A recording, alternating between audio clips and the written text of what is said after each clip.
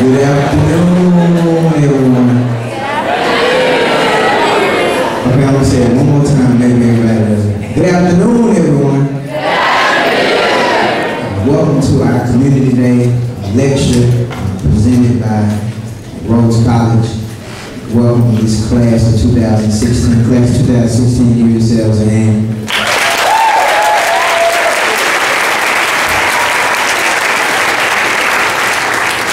I've been given the pleasure of introducing our speaker, Mr. Tim Wise. Tim Wise is among the most prominent anti-racist writers and educators in the United States. Recently named one of 25 visionaries who are changing the world, changing your world. Okay, now just a second. Now, I don't do too well with formal introductions. I don't do too well with stuff that's just written. So I'm going to do it my way. I'm going to do it the Darren Thomas remix, all right? Change it up a little bit, okay?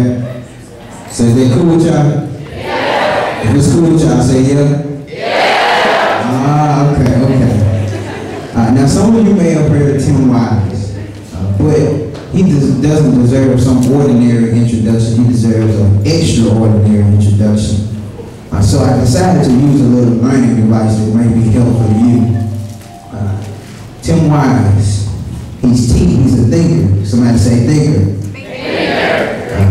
He's a thinker as he uses his mind to think on thought-provoking subjects such as anti-racism and how to overcome the issue of racism and diversity. Somebody say thinker. He's an initiator. Somebody say initiator. The I stands for initiator, as he initiates or begins countless conversations and critical thinking on subject matter for which others tend to stray away from. Somebody say M. Somebody say marvel. Come on now, y'all. Now, y'all was doing good at first. Now, come on now. Somebody say marvel. Yeah, that's it. The M stands for marvel, as he simply is amazing. That's simple. That's just simple. He's simply amazing. The W, somebody say winner. As he has won countless awards and has been recognized all over the nation, including being named one of the top 25 visionaries who are changing your world for his many developments. The I, somebody say individual. Come on, y'all, get dead on me yet. Somebody say individual. There we go. The I for individual, as he doesn't stand to be like anyone else, but he is himself as he pursues true equality. S, somebody say scholar. As he has studied the issues, educated others on the issues, and written countless books on the issues, including his book, Dear White America, Letter to a New Minority. And the last letter, E. Somebody say evolutionary. And I know that's not a word. I know that's not a word. Some of y'all looking at me. That's why y'all got quiet when I said evolutionary. As he evolves and develops a field of study like no one has ever done before. He goes above revolutionizing a generation. He wants to evolve the generation. I present to some and introduce to many the speaker for the afternoon, Mr. Tim Wise. Please give him a hand.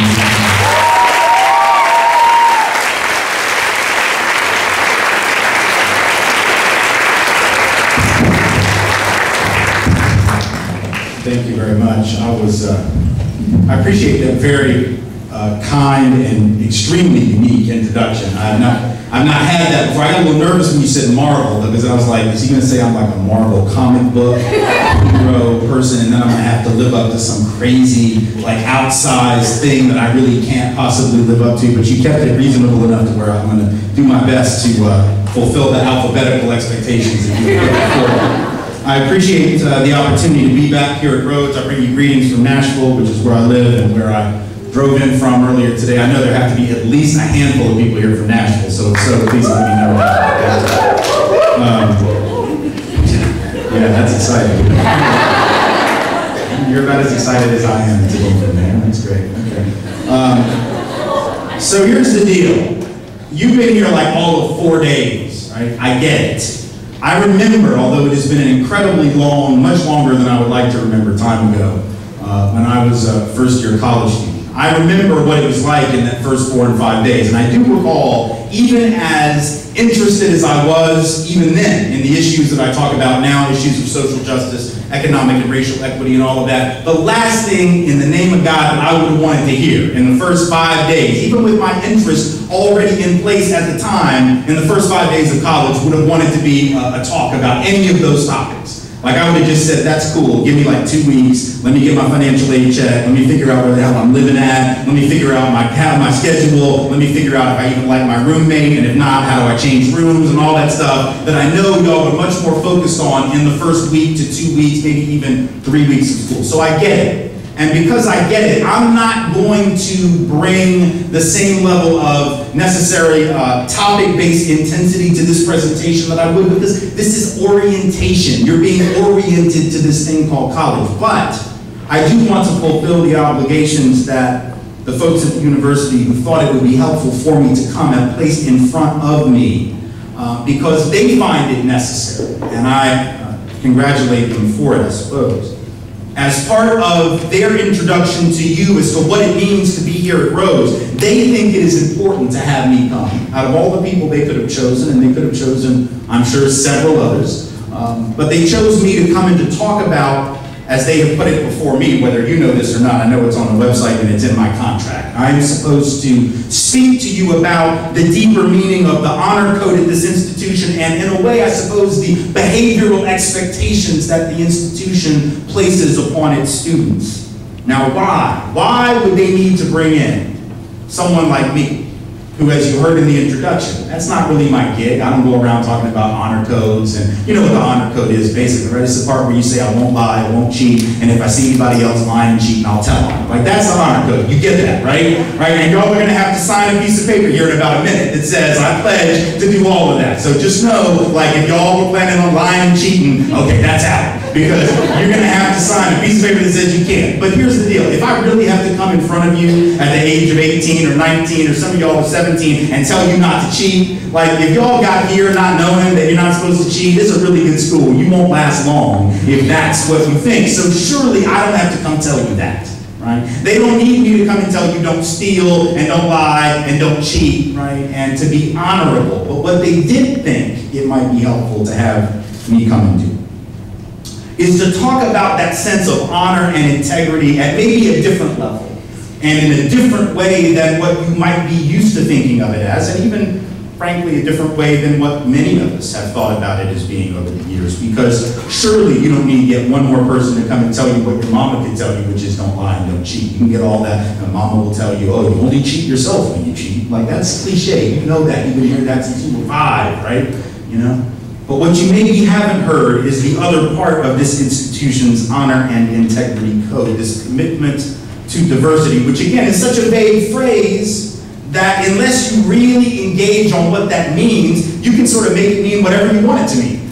And that's the danger of it, right? Because when you hear concepts like diversity, and y'all have been, you know, you're of an age where you've probably been talking about that to some extent, going all the way back to kindergarten, right? I know my kids have talked about it since preschool, diversity. Let's appreciate diversity, and let's all get along. And that's become sort of trite. Like, it's so obvious you don't have to be told, yes, I get it, we should all get along, that's fine, I shouldn't be mean to people on the basis of this, that, and the other. But again, this institution wants you to go deeper than that. That's that kindergarten level understanding of it, that grade school level understanding, and frankly, some places, that's even the limits of the understanding out in the corporate world. They haven't even progressed past that. But what this school wants you to think deeply about is what it means to have a broader understanding of honor and integrity, one that includes not only a commitment to diversity, this very vague concept that could mean anything and nothing at the same time, but really a commitment, a deep and abiding commitment to creating equity in this space, this institution, whether it's in the classrooms or the broader campus, and in the larger community surrounding the campus. Because the fact is, when you choose to become part of Rhodes, just like most colleges and universities in this time and place and era, Right? You are agreeing to become part of, whether you knew it or not, a very interesting and quite abnormal social experiment. And you didn't sign up for that. You didn't know. You just thought you were coming to college. But the thing is, what colleges in 2012 are doing, whether or not they broadcast it to you, is they are engaged in an incredibly unlikely, incredibly audacious, incredibly abnormal social experiment, bringing people from different backgrounds, racial, ethnic, cultural, religious, socioeconomic, geographic, difference in terms of ability and disability, difference in terms of sexual orientation and sexual identity, all of these different identity groups to which we belong, bringing all of those folks together with all of those differences and trying to create out of that a community of learners. Now, if you think about it, that is a very abnormal experiment. That isn't the way the world actually happens out there in most of the communities from which we come. Because in most of the places from which we come, before we step on a college campus, we don't have that level of interaction and diversity and real integration of all these identities. 85%, for example, of those of us who are white, the dominant racial group, live in communities where there are almost no people of color around. So sometimes we come to college and like, college is the most diverse place we've ever been. Now, if you ask black and brown folk on this place how diverse it is, they will laugh at you for saying it. But those of us who are white look around and go, my God, look at all the people of color. And folks of color are like, where are they at? Because I don't see them. Right? Like, I see about 12 of us, but, you know, right? But that's the difference, because you can come from one space where you're used to seeing, like, no people of color hardly, and then all of a sudden you see 10, you think there's 20. You know, you see 20, it's like 100, you know? If there were 100, you'd be like, damn, this is a historically black college. I didn't know I was going to Grambling. I didn't know that at all. But for people of color now, it's a little bit different, right? Because folks of color, frankly, let's just be honest, like, folks of color used to dealing with and being around white folks. Like, it's hard to work around white people. White people don't realize that, but it's sort of hard. Like, you ever see that movie, The Sixth Sense, where that little boy sees dead people? Okay, like, to be black and brown, you see white people, because they're like everywhere. You know, we're like Visa, where every damn place you want to be, kind of thing. And you gotta sort of deal with us, right? Because that's the power structure, and people of color know that. People of color know because they have a different context. It's neither right nor wrong, it's not good or bad, it's not making a judgment about anybody's perception, it's just saying people of color may be coming from a different context than white folks, or economically, put race aside for a second, right?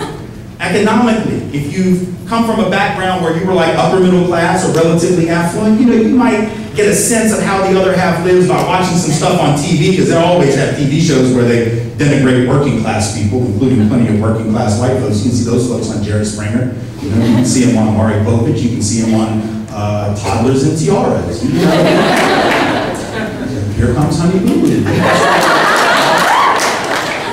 I mean, that's an interesting show. It certainly gives a lie to white supremacy, so we can move on past that, right? But the point is, right, if you are a working class person, particularly a working class Southern person, right, which many of us come from that background, oh, there's all kinds of shows to talk about you. And then if you come from a more affluent perspective, and especially like if you're not from the South, then you maybe have a different context. And so, you know, you're isolated economically and culturally and sometimes geographically from other people. And it doesn't make you a bad person because you're isolated. It just means what? That your frame of reference can be very limited relative to, let's say, a working class person of whatever race, by the way, who knows they got to figure out how to deal in a world of money, right? Because if you're ever going to climb out of a bad economic situation, you got to sort of figure out the rules of the game and how to play that game. And so working class folks and poor folks of whatever color have to learn things that affluent folks don't have to learn.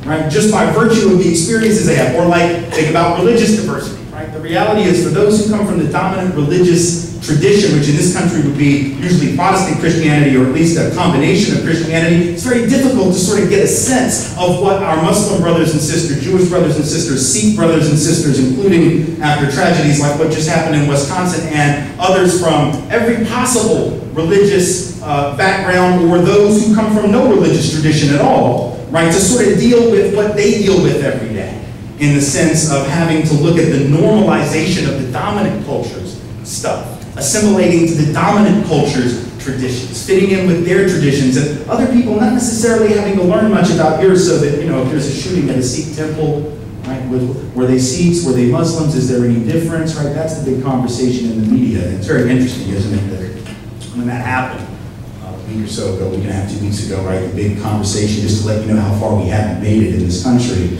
around issues of religious pluralism and equity and tolerance. The big conversation was, oh, but they're not Muslims. Sikhs are not Muslims. Remember that. You may think they're Muslims, but they're not Muslims, right? Which I know was probably said with all the best of intentions, but what's like the underlying subtext of that statement is, thank God they're not Muslims, right? So we really shouldn't have anybody shooting at them because they're not Muslims. But if they were, then this would be more understandable. Now, no one who said it means it that way, right? But there's sort of this underlying subtext that if you are Muslim, that's sort of what you might be hearing, right? Which is, let's distance them. Those Sikhs, they're nice and peaceful. Those Muslims, we know about them. Well, it's very easy to think you know about people when you're not having to interact or meet them or know anything about their traditions. And so it's very easy to tell people what group X or group Y or group Z is all about, and then have that believed. And just like no one in the dominant group, no one who's Christian wants someone else to tell them what Christianity is about, and to stereotype Christianity on the basis of what a handful of Christian folk do. Because there have been a lot of Christian folk that have blown up some stuff in this country, right, and have committed acts of terrorism, whether it's reproductive health facilities or whether it is the Olympic Games in 1996. A guy who called himself a Christian blew up a gay bar, blew up a family planning clinic, and then ran off to the woods for 5 or 6 years until they caught him. Right? He called himself a Christian. Most of you who are Christians probably wouldn't identify with him, and probably wouldn't want other people saying, well, you know, that's what Christians do. They do that kind of stuff. They blow stuff up and they run away to the woods and live off the land for 5 years. Some of you who are Christian probably wouldn't like that generalization. Well, that's the kind of reality that non-dominant religious traditions deal with every day. It's not about good and bad, right? It's about saying, let's understand that we're coming from some very different places. And this is an institution that's trying to take all those different folk, all those different cultural backgrounds, traditions, religious, ethnic, cultural backgrounds, and put them in the same place. That is an incredibly audacious thing. But it's also an incredibly important thing, to fight the isolation that sometimes we bring in to the college experience. What the school is saying is, for those who I think are generally the majority of college students, sadly, even in a nation as diverse as ours, given the fact that our communities are still so racially isolated, still so economically isolated, we still create our own religious fiefdoms and cultural fiefdoms where we all sort of live in echo chambers where the only people we talk to sort of look like us, pray like us, do things that we do, right? The school is saying, enough of that. That isn't the way that you become an educated person. Maybe that was all right 100 years ago, and even that's arguable.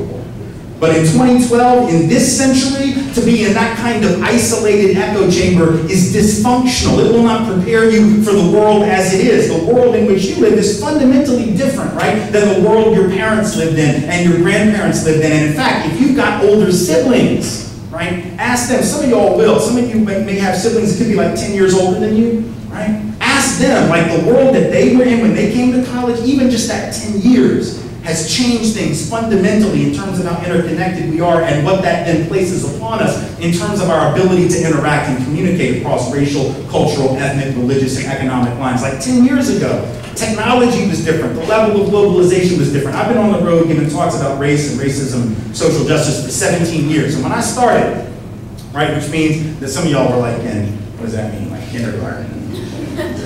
That's really sort of younger, right? That's really scary to me to think about the fact that I've been out here doing it that long. But what I've noticed in terms of the differentiation and the change is the technological change. Like in '95, when I started doing this stuff, like virtually nobody had email, right? Virtually nobody had like laptop computers. They didn't have tablets. When I started doing anti-racism work in 1990, cell phones were like this damn big. And nobody wanted to be seen in public with it. It was just like, it was like 20 pounds, and the charge lasted like 3 minutes. And you'd be like, yeah, I gotta go, because my battery's dying, and I look crazy with this thing anyway. It's like bigger than my head, right? That's what it was like just 22 years ago. So in a world where things are changing rapidly, generations are not 25 years anymore, right? In a real sense, generations are more like 10 years, maybe even less, right? Not quite as rapid as the changing of like a new MacBook Pro or a new generation iPhone, but it's getting shrunk down in that way. And that means you have to have some skills and some knowledge bases that your older siblings wouldn't have even had to have, let alone your parents, your grandparents, right? And what does that really look like in the 21st century? Well, part of it is we have to be willing to have honest conversations about our isolation and what that does to us in terms of rendering us ignorant of that world and how dangerous it is. The fact is, and we just need to get clear on this, we are part of a world that is very different than the world that we create within our college spaces. Because even though Rhodes is trying to bring all these folks from different backgrounds and create a community, the fact is, even with that conscious effort on the part of Rhodes and a lot of other colleges to which I travel, the truth is, in this room, however much they've tried and however much they've succeeded in creating a community of diversity, this room still doesn't look like this city. Not even by a long shot. This room does not look like this state. The room does not look like the country. It certainly doesn't look like the world. And I'm not saying that as a criticism. I'm saying it as an observation. We just need to be aware of the fact that the vast majority of people on this planet, right, are not white, they're not Christian, they don't speak English, they are poor. Right? Which is to say they are the opposite of the majority of the people in our colleges and universities, and they are definitely the opposite of the power structure in the country where we live. And when you add to that the majority of people on the planet are women, right? Even though the majority of most colleges will be women by a little bit, but certainly the power structure in our society is not run by women. So the majority of people on the planet have identities that place them totally opposite the power structure of the most powerful country, at least for the next minute or two on Earth, which is ours. Right? Why does that matter? I'm not just saying that to say that or be hyperbolic and radical. I'm just saying it because it's true, because that matters. It's always been true. Right? The majority of the world's population never looked like our country, never looked like the elite institutional spaces that exist within our country, but for a lot of years we were able to ignore it. Right? You can ignore it. You didn't have to pay attention to the fact that really it was those of us in dominant groups in the United States that were the sort of global freaks. And I don't mean that pejoratively. I don't mean it to be mean. I'm just saying we're totally not normal. White is not normal. Upper middle class is not normal. Christian is not normal on the planet. There's a lot of abnormality in what we take for granted. And the reason that's important is if you want to learn to operate in a global space, right, then you're going to have to learn that assimilation, which we've often been taught, just means other people got to get with our stuff. Right? So you need to learn our language, right? So we tell folks, y'all need to learn English. Well, okay, but here's the deal. Y'all better learn Mandarin Chinese. That's it. Because if you're not prepared to learn some stuff about the language that is actually now more prevalent, let's say, on the internet than English, right? Because Chinese is actually there are more websites that are in Chinese than are in English. There are more people certainly on the planet that are speaking Chinese than are speaking English. And if you're going to operate in a global environment, you might want to, at the very least, not tell folks that are in China that their obligation is to learn our stuff, because that's a lot of billions of people that will just straight laugh at you. They don't feel that assimilation is a one-way street. It's a two-way street. Of course, the irony is in China, they are learning English, right? And all throughout Europe, they're learning Chinese. And all throughout the world, just about every country on earth expects their students to learn more than one language. Not for fun, not I'm going to take an elective and learn another language, but as a requirement of being considered even minimally competent. You're expected to learn more than one language other than your own, and then here in our country, we're just speak English. I don't need to learn nothing about nobody that isn't like me. All right, well, that's going to work for about 4 more months, let's say, in global economic terms, because the reality is the world is out there. It doesn't wait on us and doesn't have to bend to our norms and our dictates. If you haven't noticed, we don't really run the world. Those of us in this country have just sort of had the luxury for a long time of thinking we did. But the rest of the world is saying, look, we'll play your game, you also have to play ours. It has to be mutual, right? It has to be a two-way street or a multi-directional street. So that means we've got to recognize that sometimes our perspective as Americans is isolated. Our perspective as white folks, if we're white, is isolated. As men is isolated. As people who come from middle class or upper middle class families, that's isolated. There are some things we don't have to know that everybody else has to know as a function of operating. I call it, and we talk about it in terms of race, but I think you could say the same thing about class differences, economic differences, religious differences, cultural differences, language differences. It's the difference between the privilege of belonging, right, and the burden of representation. Because when you're a member of the dominant group, you sort of have the luxury of assuming that if you're in this school, you definitely belong in this school, no question about it. And no one's going to question that you belong in the school. But if you're not a member of a dominant group, racially, economically, or some other way, right, there's always that sense that somebody's looking at you do you really belong here? Right? I think they just, made some special allowance for you. Because you couldn't, it doesn't matter, that person could be the highest SAT in the joint, right? They could have had the best academics, they could take 15 AP classes, but the reality is if you're a member of a non-dominant group, racial minority, ethnic or cultural minority, economically working class, regardless of race, there's always that voice that says you're having to prove yourself. Because you know that if you don't do well in this space, there will be people who will then put that on the whole group. Right? People of color know that in white spaces, working class people know that in affluent and elite spaces, that if you drop the ball, people are going to think, see, you just weren't cut out for it. And they're going to maybe connect that with your identity. For those of us in the dominant group, that's not something we sweat. That really matters. It matters in the classroom. There have been studies on this, right, that find that when you're a member of something other than the majority dominant group, it's a very different burden in the classroom. So like in terms of gender, for example, in upper level science and math classes, right?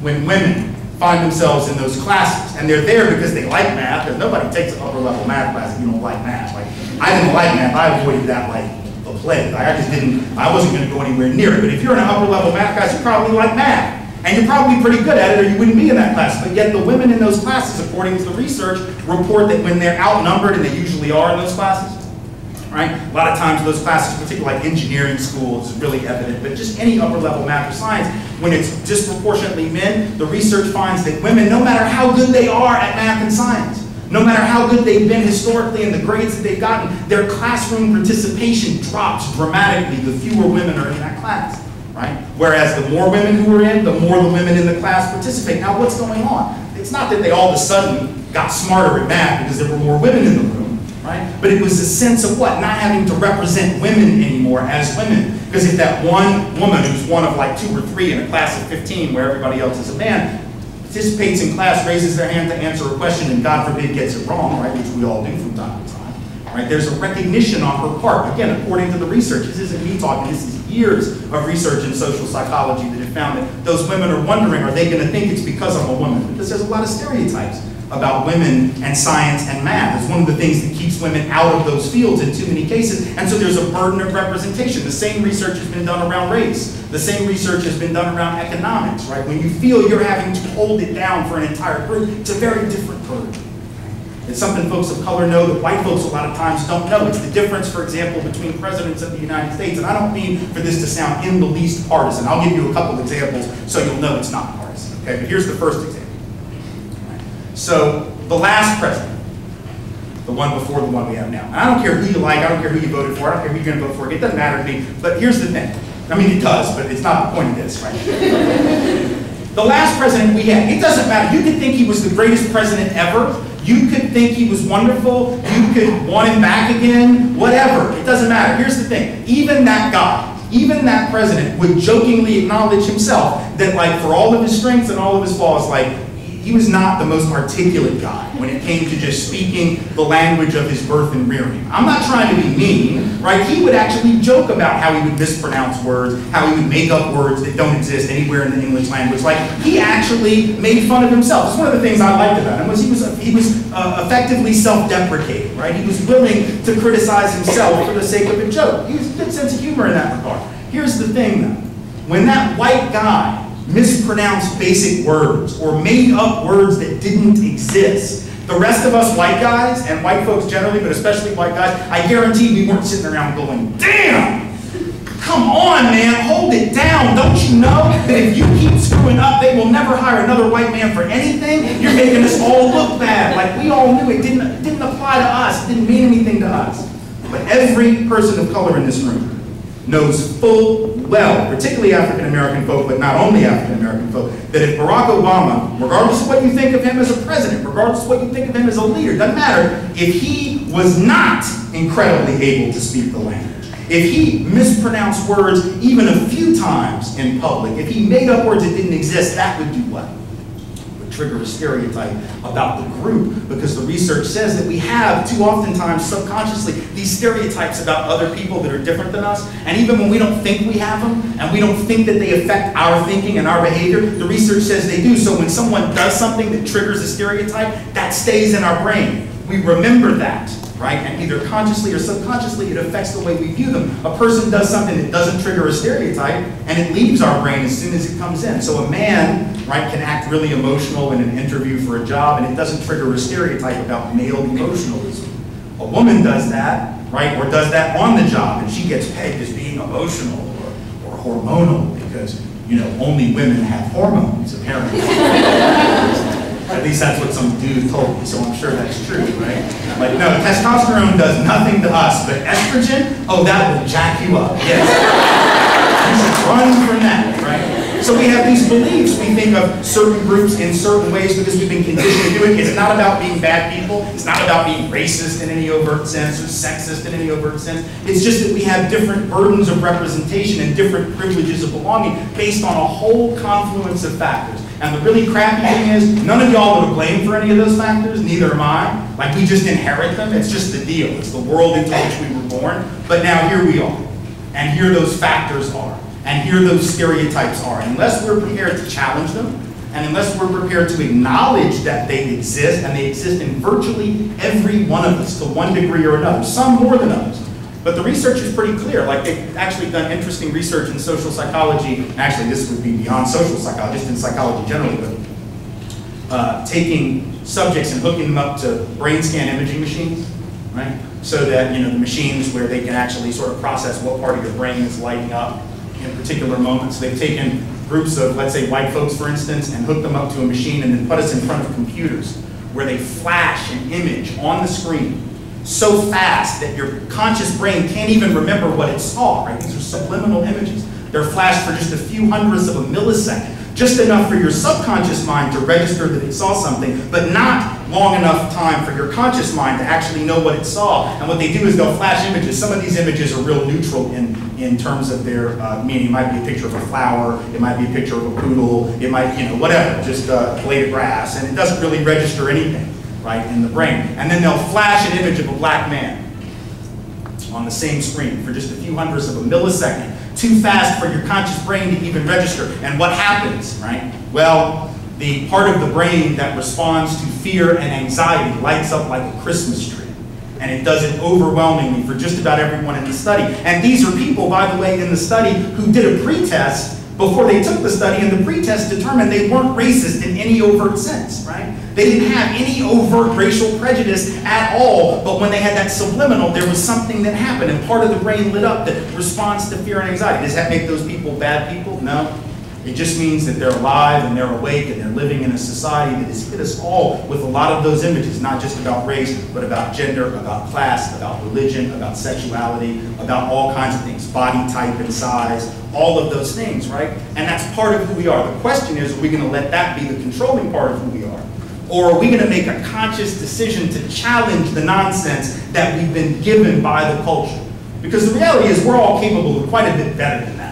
Right? I would hate to think that all I was capable of was my subconscious mind running everything that I do every day. That would be a pretty awful existence. To think that I have no conscious agency at all, that I can't actually check and challenge my behavior, even though I may not know it's happening. If I make myself conscious that it could happen, that I could engage in some type of discriminatory or unfair treatment of others, then what the research says, and this is the good news, I can check myself. Right? If I make a conscious commitment to being aware of my biases and when I'm getting triggered, right? Maybe it's in a classroom, maybe it's in a residence hall, maybe it's out in the community when you're doing community service stuff, because I know because I saw the big sign, right? When I drove in, it said Newsweek ranked y'all #1 in service-minded universities, right? I don't really know what Newsweek means when they say that. I don't know what US News means when they say that so-and-so school's number 11 or number 37 or number 412. Like, I don't really know how they do these rankings, but whatever the reason, Newsweek says that y'all do some serious service work. Now, that's excellent, but here's the challenge for you, right?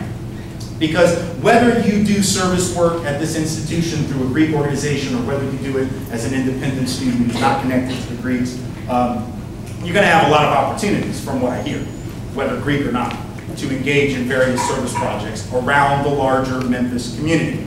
Excellent. Word of caution, right? Word of caution, because I've been around enough to know what this means and what it too often doesn't mean, right? It's wonderful on its face, it's wonderful in its intentionality, but think about what will happen, potentially the pitfalls of service work in the community if you haven't had some preparatory conversations about the communities where you do the service, right? Like, if you go out into a community that is racked by economic injustice and marginalization, and you haven't had a conversation first about how that space got that way, because Memphis has a history, and I know that most of y'all won't necessarily know it. I grew up in Nashville, and I didn't learn it either. Just like growing up in Nashville, I had to learn about Nashville's history in large part after I was out. Right? But every place has a history, and a lot of it's not pretty. It seems to me that if we're going to go into a community and try to help folk, we better understand why they are in need of the help. And too oftentimes we allow our assumptions to get ahead of the evidence. So we assume they need help because they're incompetent, right? They don't work hard enough. They don't try. They don't want anything better for themselves. Now, any of us, white, black, brown, or otherwise, who have spent any time around economically marginalized communities, regardless of those communities' race, know better. We know, if we've spent time in those communities, and certainly if we've come out of them, that some of the wisest people, using that in the sense beyond intelligence, wisdom, actual wisdom resides in the minds and the hearts of some of those folks. The people that I worked with in public housing projects in the city of New Orleans for 15 months in the mid-90s were some of the most wise individuals in sense of that deep knowledge and understanding of the world that I'd ever been around. Far more so than the people that taught me at Tulane University and who had PhD after their name, and master's degrees and initials after their name. Those folks who lived in public housing on like $350 a month, right? And I remember thinking to myself when I went into those communities how much I've been propagandized to believe the worst about them, right? That somehow they were incompetent, that the reason they were poor was they didn't know how to manage money. Really? Because when I got into the community, here's what I learned. It doesn't take a lot to manage money when you have a lot of it. In fact, it takes an extraordinary lack of confidence to squander it and lose it. So you give me $1 million, oh, I'll manage. Give me 10 million, I'll definitely manage. Give me even a fraction of that, I'll do all right. But these families that were keeping it together on $350 a month, half of which was typically earned from work, contrary to popular belief, the other half of which was one or another form of public assistance. Now that takes extraordinary skill. And it's a skill that I guarantee you most of us in this room don't have. Most people who go to elite colleges and universities, the kids that I went to school with at Tulane, and me myself, who didn't come from a family with money, but nonetheless came from a family with more resources than those with whom I was working. Guarantee you I couldn't have lived on $350 a month. Not at all. Not ever. And yet we never thought about maybe those folks having some skills that we need. You see? Maybe those folks need to be coming up to Tulane. Like we'll go help them with the stuff they need, and then maybe they can come up and they can help us with the stuff that we need, which is some insight into how the larger society works, because they have that insight. They know an awful lot about it that we don't give them credit for. So when you're out there doing that service thing, I want you to keep that in mind. I want you to keep in mind that honor and integrity and commitment and support for diversity and equity means that you've got to be prepared to have that be a two-way street too. Like, yeah, you'll be serving folk in a way, but understand they have got some wisdom and some insight that you need. So you give them your time and your energy. That's what you have to offer, right? You've got time and you've got energy and the relative freedom that comes with being a college student to go and engage in that. So fantastic, you should do that. But remember to get from the community the insights of that community, to honor the ability of the people there to have all kinds of resources, mental and otherwise, that you don't necessarily have. And then if you create that relationship, now that's going to really mean something. That may not bump you up in Newsweek. You're already #1, so I mean, whatever, right? But you can't get a lot higher than that. Newsweek may not care about this piece I'm talking about, but now the community's going to care. Because one of the problems in urban spaces like this is you have elite universities and urban spaces, and there's such a disconnect between the college and the larger community. There's a lot of resentment and a lot of hostility. Right? And so nobody's talking to anybody, and that was certainly true in New Orleans at Tulane. Tulane fostered this sort of hands-offish approach for so long, and even now when they're getting into service-type stuff after Katrina, there's a real disconnect sometimes between making sure that we don't just pathologize the community, that we honor the community for the ability of people there to survive under some incredibly difficult situations. Those are the things that we need to be thinking about. Because if we're not, we will be operating from our own lens and will often get it wrong. Think about this. Because I think we need to have a sense of what these lenses can do to us. Right? Because we all have a lens. Right? And our lenses are shaped by our experience. That's obvious, right? That's not really very controversial. But I want to give you a sense of how sometimes that lens can give us such a wrong impression that we don't even see the world as it is. And it's because of identity shaping our lenses and getting in the way of our clear perception. I'm going to give you one example that's a little bit old, and then I'm going to give you 3 other examples that are more recent that show how perception is really about experience. Right? It's not just about objective reality, although there is such a thing, I believe, but it's also about how we live the world and how we experience the world, and it shapes what we think about the world and how we relate to one another. So if you go back to the early 1960s, and I use this point a lot in my talks, my larger talks about race and racism, because I think it's an incredibly important and illustrative point. Right. In the early 1960s, 1963, at a time when we were still a formal apartheid country, we were still a formal system of white supremacy. The civil rights laws hadn't even been passed yet. So discrimination was, at least federally, it was legal. And it was commonplace. This was the height of the civil rights movement. Y'all know some of this, right? You've studied some of this before. But here's the thing. In 1963, at the high watermark of the civil rights struggle, and at a time when this country was still formally racist, formal racism, not informal, indirect, formal legal racism, when the Gallup poll went out in that year, 1963, and the pollsters asked thousands of white Americans, a large representative sample of white Americans, whether or not we, and I say we, I wasn't alive yet, but like that'd be my parents' generation, some of your parents, grandparents' generation, asked white folks in 1963, do you think that black folks are treated equally in your community, in housing, employment, and schools?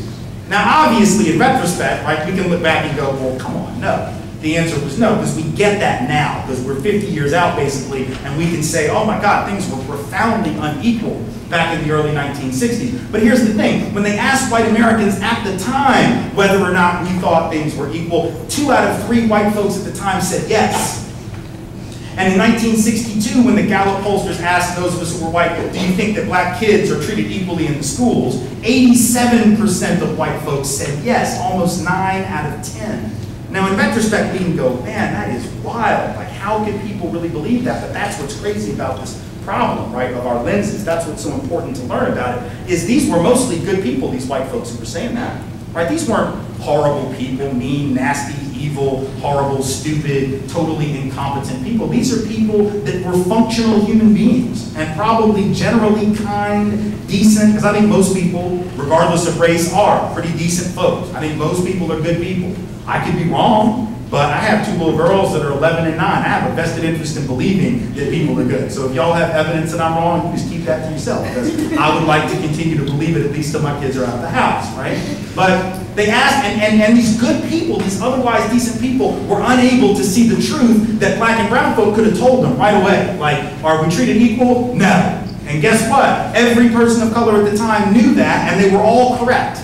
And 2 out of 3 white folks, were almost 9 out of 10 in that one poll, were wrong. Now, what does it mean that people who are otherwise decent and fairly intelligent could get it so wrong? Well, the only possible explanation, and it's frightening when you think about it, is that the reason those white folks could be so wrong was we didn't have to know any better, right? To be white in 63 and in 62, I didn't have to know black folks stuff.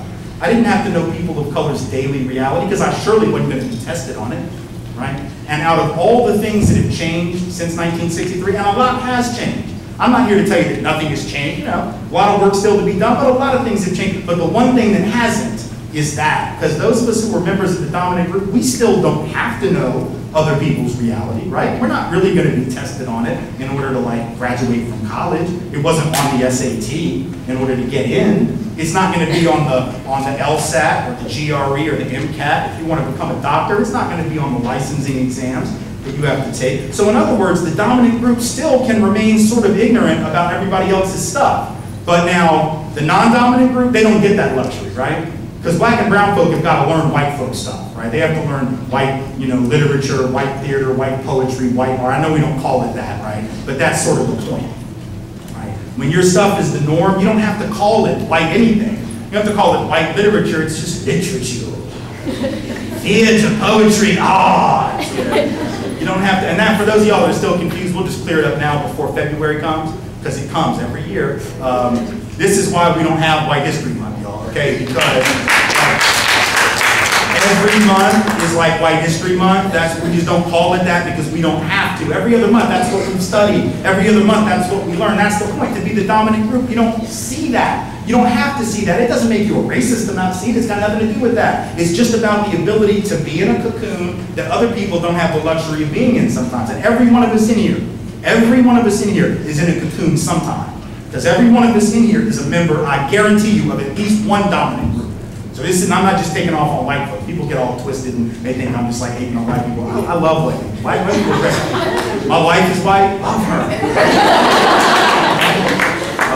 My mom, white, love her. My 2 little girls, they're white. That happens when white people make babies.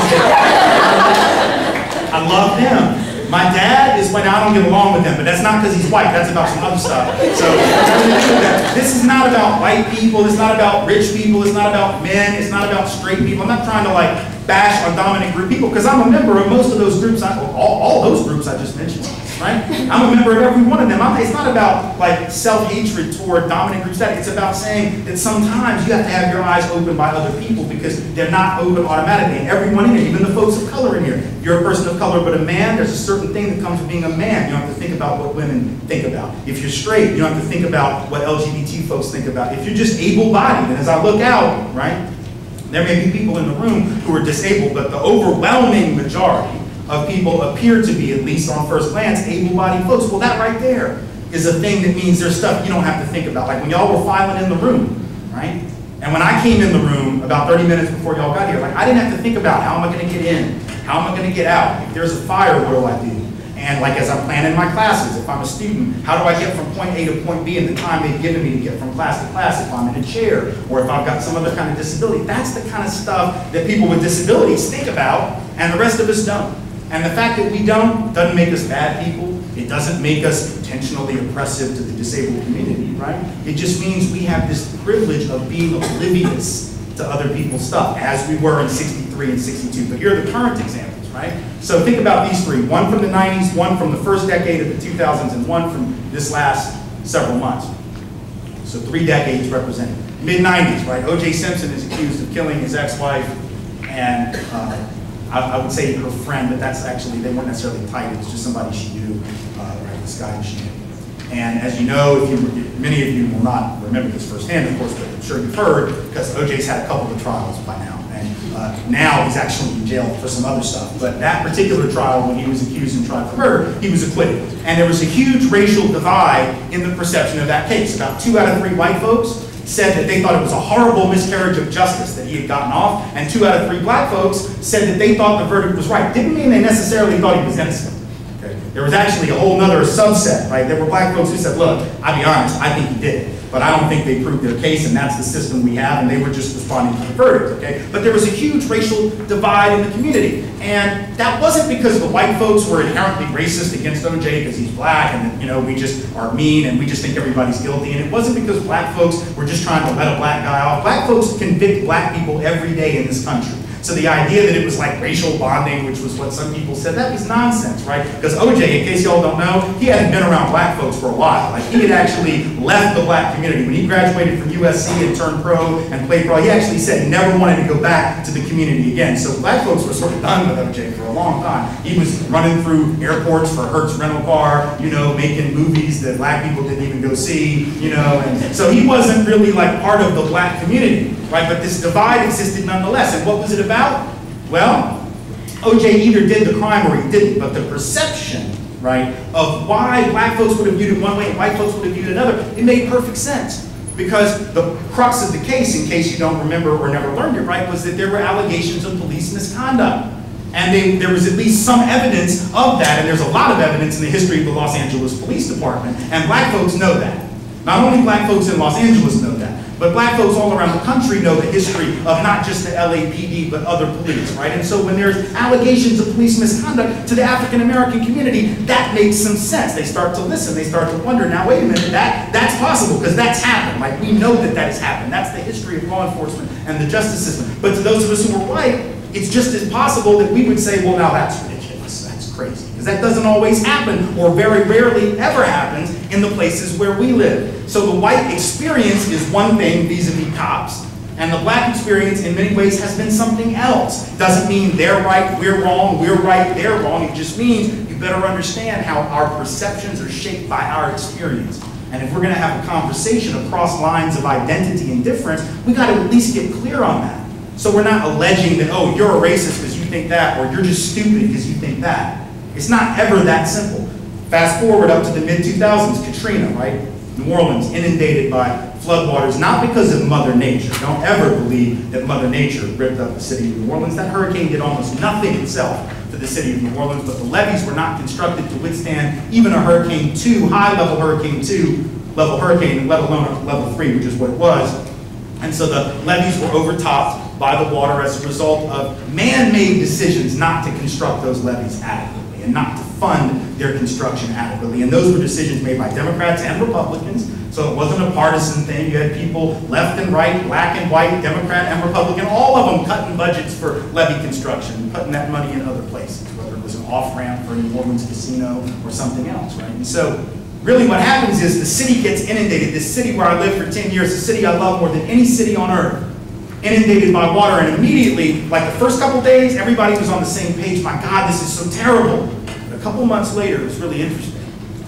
A survey was done by the University of Chicago, right? And they asked white folks and black folks, do you think that the experience of New Orleans and Hurricane Katrina tells us anything at all about racial inequity in America? Now, that's a pretty open-ended question, right? It didn't actually say, like, does this prove that racism is virulent in America and America's a horrible racist place? That wasn't the question. I understand if you asked it like that, you'd have a real difference of opinion. They just said, does it say anything at all about racial inequity? Well, how in the world could you say no to that? I mean, look at who was disproportionately trapped. Look at which neighborhoods were disproportionately hit. Look at which folks were disproportionately unable to flee and had been disproportionately unable to return. It clearly said something about racial inequity. And we ought to be able to agree on that regardless of our politics. And yet, when they asked the question, 95% of black folks said yes, it says something about it, and only 38% of white folks agreed. So even with the obvious disparity in terms of what we saw, most white Americans weren't willing to say it said anything about race and the divisions of race. And what black and brown folks were saying is, look, y'all, do you really think that if a hurricane hit Cape Cod next year, that people would be running around telling stories that ended up not being confirmed, by the way, in New Orleans, about how people were being murdered in the evacuation centers and raped in the evacuation centers, and children were being molested and killed and dumped into trash cans, because those were the stories that circulated in every one of the national news outlets at the time, and not one of the members of the national news at the time those stories circulated ever asked for any evidence, proof, or bodies. It was taken on faith that that might well be true. Turned out, we find out 2 months later, when 6 different news organizations from around the globe come in to investigate, that none of that actually was true. People were not being murdered. There were 2 deaths in the Superdome, one of whom was a suicide, the other of which didn't have any water. And what do you know? When you don't have water long enough and also don't have the medicines that you need, this person was a diabetic, you will die. It wasn't about the violence. Most people in downtown New Orleans were operating at an amazingly collaborative, non-violent way, but all you saw on TV were the looters, right? Stealing things out of stores. The same looters, they showed them over and over and over again, made you think it was everybody. It was a handful of people. Most people did exactly